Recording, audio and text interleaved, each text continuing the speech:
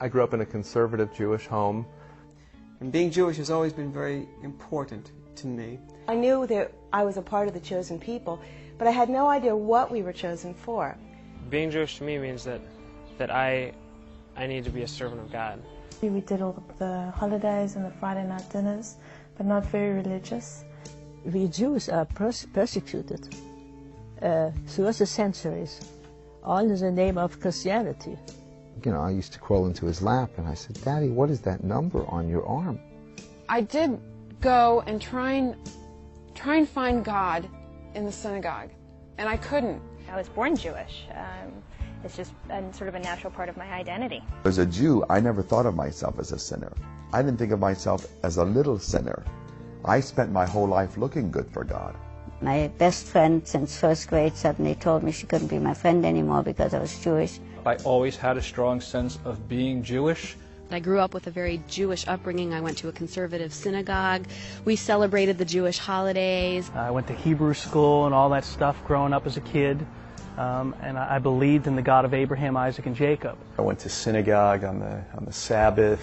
We didn't know about God. We thought maybe He's there, maybe not. We went to synagogue on the high holidays, and etc., and observed all the Jewish holidays and stuff. And anytime I would ask a question about Jesus, the answer I got was, "Well, we're Jewish. We're not supposed to talk about Him."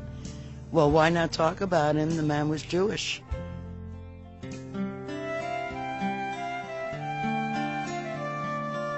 I knew that if my own Hebrew scriptures are true, Jesus had to be that promised Messiah who would die for my sins and rise from the dead. To me, there's nothing more Jewish that I can do than to believe in Jesus as the Jewish Messiah. God had shown me, yes, Jesus was the Messiah and I needed to believe in Him. To me, it seems very natural to be Jewish and believe in Jesus. I thought, God, what if I'm betraying you by believing in Jesus? What if I'm doing the wrong thing? You're brought up to know that you don't believe in Jesus. That's the one thing you know you don't believe in as a Jew. And it's amazing to think that I do love Jesus. So the perfect demonstration of God's love throughout all history is the offering of the Messiah. So in May of 1971, I got a New Testament and I started to read it. I prayed to accept Jesus in my heart. And that was, wow, a lot of years ago, at least 20.